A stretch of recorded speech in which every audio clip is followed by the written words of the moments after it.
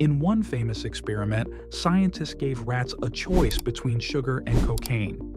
Surprisingly, the vast majority of the rats chose the sugar.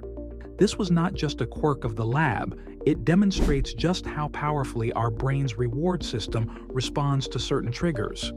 When you look at the products lining the shelves of a modern supermarket, a clear, engineered pattern appears. If you scanned a typical granola bar, you would likely find about 28% sugar and over 40% refined starch. A snack like corn puffs? Often more than 50% starch and around 35% vegetable oil. And soda? That is essentially liquid sugar. But there is a deeper, more complex layer to this story. Beyond the sugar and fat, many of these foods contain a long list of additives, preservatives, and synthetic chemicals. Today, we are going to look at what these additives actually are, why the global food industry relies on them, and which ones have caused scientists to raise serious red flags. In the natural world, food spoils much faster than most people realize. Fresh bread can grow mold in a few days. Apple slices turn brown in minutes. Bacteria can multiply to dangerous levels in certain foods within mere hours. There are two primary biological reasons food goes bad. First, microbes. Bacteria, yeasts, and fungi invade food to feed on its nutrients. Some of them produce toxins that cause dangerous diseases like listeria or botulism. Second, oxidation. This is a chemical reaction with oxygen. It is what makes fats turn rancid, giving them that off smell, and what turns fresh fruit brown. To fight these processes, the food industry uses preservatives. These compounds act as a defense system, either killing microbes or slowing down the chemical reactions of decay. Preserving food is not new. Humans have done it for thousands of years. One classic method is fermentation. Certain good bacteria produce lactic acid, which creates an environment where harmful microbes simply cannot survive. This gave us ancient staples like sauerkraut, kimchi, and yogurt. Salt and sugar were also historical lifesavers. Both substances bind to water molecules, locking the moisture away so that bacteria do not have the water they need to grow.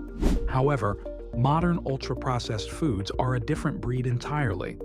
In the Western diet, most packaged products are built from three cheap, mass-produced components: refined sugar, refined starch, and industrially processed vegetable oils. Granola bars are often marketed as healthy, but contain massive amounts of added syrups. Salty snacks are largely a matrix of starch and oil. Breakfast cereals can be up to 40% or even 50% added sugar. These ingredients are the big three because they are shelf-stable, cheap to manufacture, and hyper-palatable, meaning they can bypass our body's natural fullness signals. But to make these base ingredients look, smell, and taste like real food, manufacturers add a final layer: food additives. Food additives are regulated by agencies like the FDA in the United States or EFSA in Europe. While many are labeled as safe for general consumption, the long-term effects of consuming a cocktail of these substances is a subject of intense scientific debate. One of the most famous additives is MSG, or monosodium glutamate. It is used in everything from flavored chips to instant noodles. MSG triggers the umami receptor on your tongue, making food taste savory and rich. While most regulatory agencies consider it safe, a subset of the population reports sensitivities, such as headaches. Its real danger, however, might be how it makes low-quality food taste incredibly delicious, often leading to overeating. To keep oils from going rancid, manufacturers use synthetic antioxidants like BHA and BHT. You will find these in cereal liners and snack packaging. While they extend shelf life for months, animal studies have shown that in very high doses, they may be linked to health concerns. This has led to stricter regulations in some regions, though they remain common in many global markets. Another additive that has received a lot of attention is aspartame, commonly found in zero-sugar drinks and diet sodas. Aspartame is 200 times sweeter than sugar.